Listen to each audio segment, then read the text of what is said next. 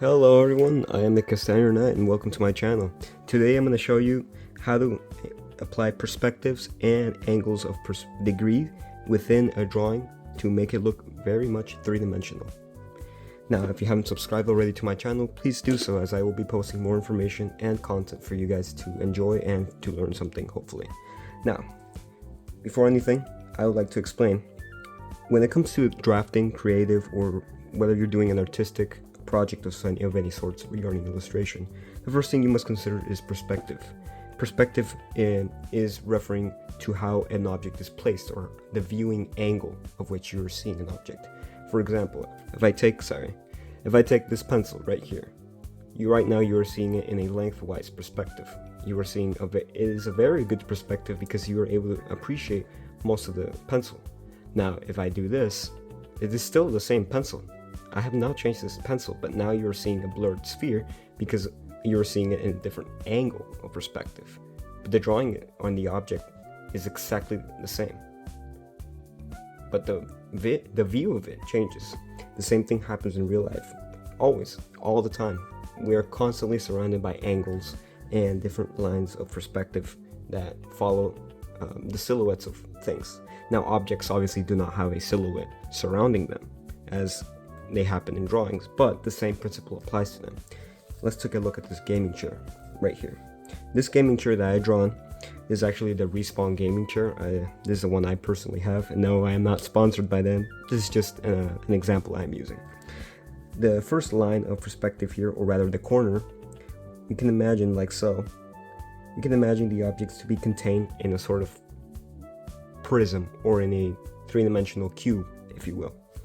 This cube, the corner of it, starts within the armrest and the edge of the seat for the gaming chair, like so. There is an invisible line here, it begins here and here. And they don't have to be entirely perfect, but they do have to be symmetrical to one another. Meaning, if, as you can see here, I drawn a box like so.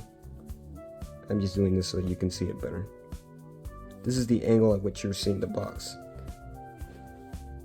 And now, from the top of the vertical, or rather the surface of the armrest, that's where the prism, that's the other edge of the cube, if you will, and the cube ends right at the very top right here, where the topmost headrest is at. That, my friends, that is how you consider angles and how perspective works. Now in this case, the prism would appear to be like so. I'm sorry if you cannot see the lines very carefully. I will do a little demo drawing on the side so you have a reference point to what I'm saying.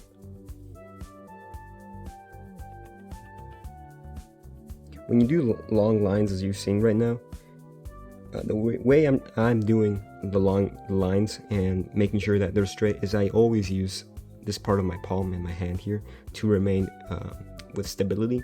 And I find a lot of people struggle with that because many people tend to draw or write like this, giving themselves a little bit of airspace like this, because either they're a little bit shy, they don't want to mess up, but to be honest, the more you do this, the more you're gonna mess up because you have less control.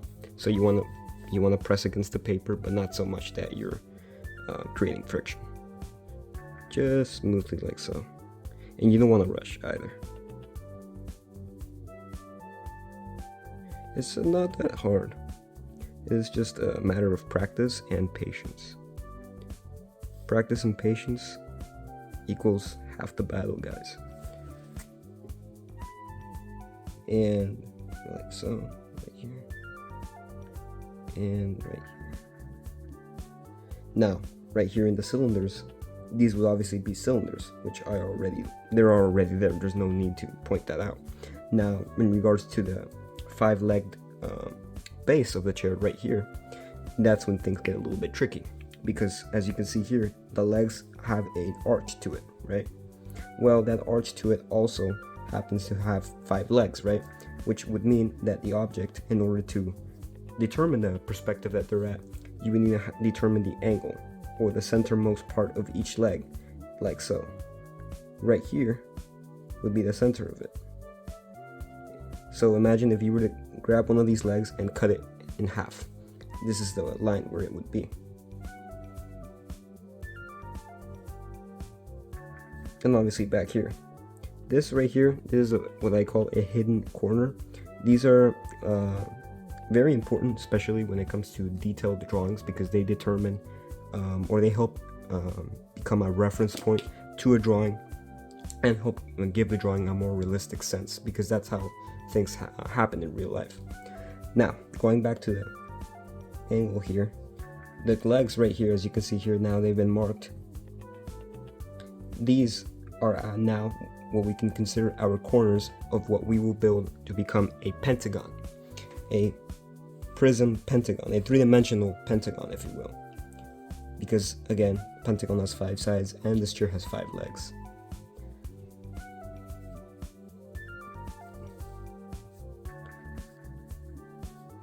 Connect them like so, and there you go. Now, to get a better perspective of what I've just done, the object is still the same.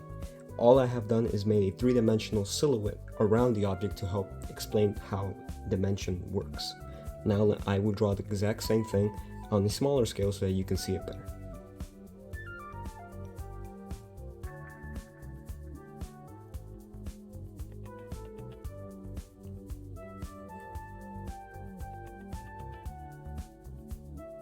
Just gonna do this like so, and we're so slow. There we go. Now don't forget, guys, if you guys ever mess up, it's no big deal. Just get back up, grab that eraser, erase it, you're good to go. Oh, now when you erase, especially if it's a large mistake, always make sure to use your other hand to hold the paper down while while the other one's erasing, because if you do not do that in time, what will happen is that there's a chance that you might rip the paper, and no one wants that. Anyone, regardless of whether you're an expert or a beginner, that can happen to anyone. And if you draw often like me, well, you can easily relate how frustrating that can really be, especially when you're well ahead into a drawing and it rips. Yeah, it's a nightmare. Organization also counts. Having your pencils in the place that they need to be, all the supplies, also helps, because they can be really handy when you need them. So now what you have seen here is I've done basically a 3-dimensional L-shaped, or rather a 45-degree L, if you will. I will draw the exact same shape, but in a 2D, or rather in a side profile, so you can get the shape of what I did here. I made a mistake. There we go. There you see. So this is exactly what I have done. And this is where the chair, in this case, would be contained. But again, this is just a reference point. You don't have to do this on your own. But I just like to do this myself, because I find it very helpful for me, and I think it might be helpful for you as well. So within here, this is the chair within this cube-like shape, if you will, and the cylinder, or the base of the chair, would be right here. Now, if you were to see it in a lengthwise perspective, this whole prism right here at the chair, it would appear to be a rectangle, like so, right? We wouldn't be able to see that, but we know, as we can see the chair right here, we know that that's not the case, and we would see that if we do what I call a 3/4 drawing. A 3/4 drawing is a drawing that is, a 3/4 perspective is a perspective that is drawn, usually a perspective that includes the front, and the side, and probably the top and a little bit of the bottom of an object. In this case, like so.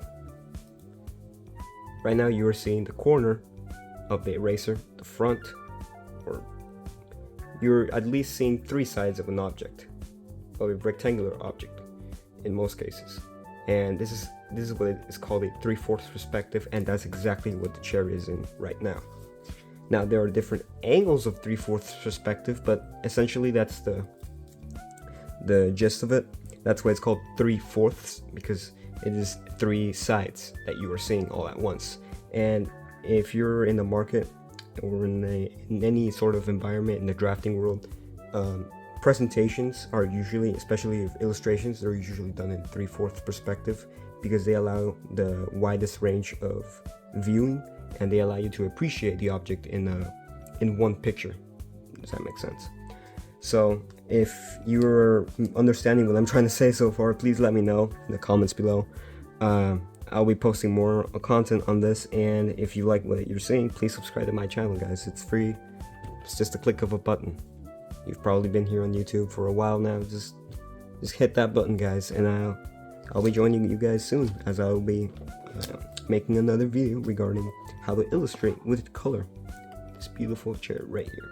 I'll be using Chart Pack AD markers, and I'll show you guys where to get them, how to get them, and how to use them, guys. Thank you very much. Have a good one.